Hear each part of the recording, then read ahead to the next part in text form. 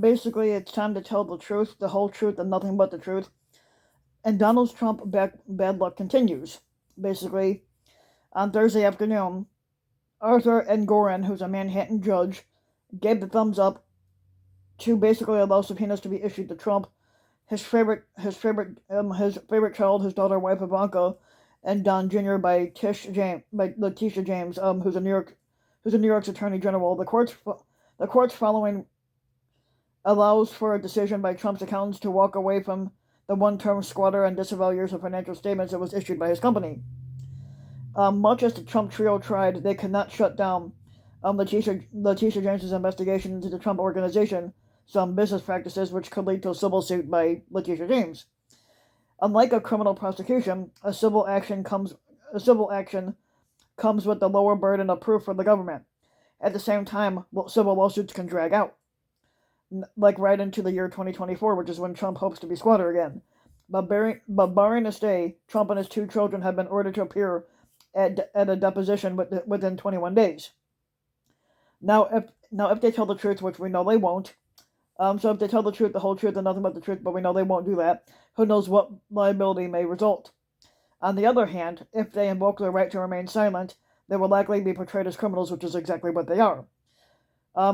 Remember that old saying that Trump said that basically he says if you see the mob take the fifth, that means they're guilty. But if you're innocent, why you're taking the Fifth Amendment? And time sure does fly. And if the Trump family refuses to appear at deposition or simply stays mum when grilled, they risk being charged with contempt of court, a distinction that was presently held by Steve Bannon, Trump's White House counselor and 2016 campaign guru.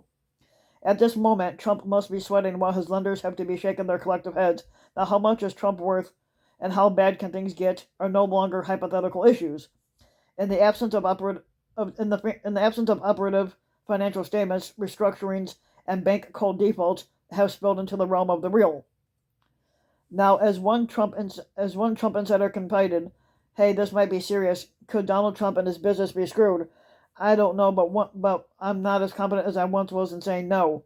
But meanwhile, in 2024, Republican presidential aspirants are likely stifling a collective smirk. Trump's legal woes stand to broaden the Republican Party's field, and for some, it is downright personal.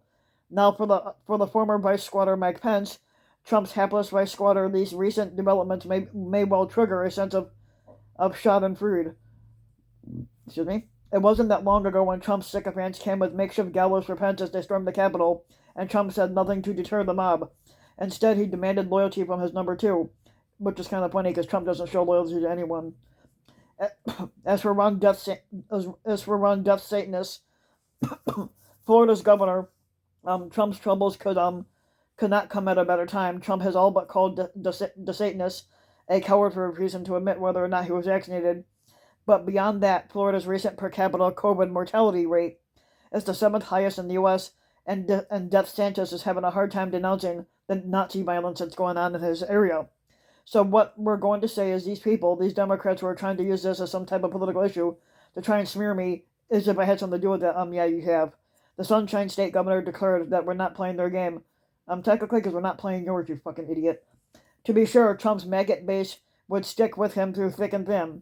But the party's deep-pocketed donors are a different story, and Trump may have delivered them a trove of tax cuts and ambassadorships, but he's emotionally draining everybody. And beyond that, his antics in the run-up to the 2020 Georgia runoff election had cost the Republicans control of the Senate. Now, this is the reason that Mitch McConnell rejects Trump's lie that the election was stolen and is seeking to bypass the 45th squatter. Now, Thursday's ruling was scathing. At one point, the court concluded that the Attorney General had uncovered copious evidence of possible financial fraud. Now, elsewhere, the judge excoriated Trump and company for their flight to fantasy and fiction, invoking Alice in Wonderland 1984 and Smellian con job in a single sentence. Now, the idea that an accounting firm's announcement that no one should rely on a decade's worth of financial statements that is issued based on numbers submitted by an entity somehow exonerates that entity and renders an investigation into its past practices that's mute is reminiscent of Lewis Carroll. When I use the word Humpty Dumpty, it means just what I choose it to mean, neither more or less.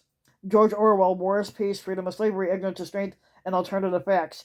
Now, in the past, Trump managed to weather storms surrounding his what they call finances and credibility. Trump University did not stop the X reality show's host political ascent. What happens next remains to be seen. Now, right now, Joe Biden's poll numbers are in the low 40s, inflation is on the loose, and Nancy Pelosi is poised to lose the Speaker's gavel. Against that tableau, Trump poses a distraction for the Republican ambitions, an unwelcome detour from anticipated outcome. Now, if you like the video, give the video a like and subscribe to my channel, RBW King, and also hit the notification bell so that you'll be notified when a new video comes out. And if you want to support my work even further, you could go to the About section on my YouTube channel, and you could support the channel by donating as little as a few bucks a month. So, yep.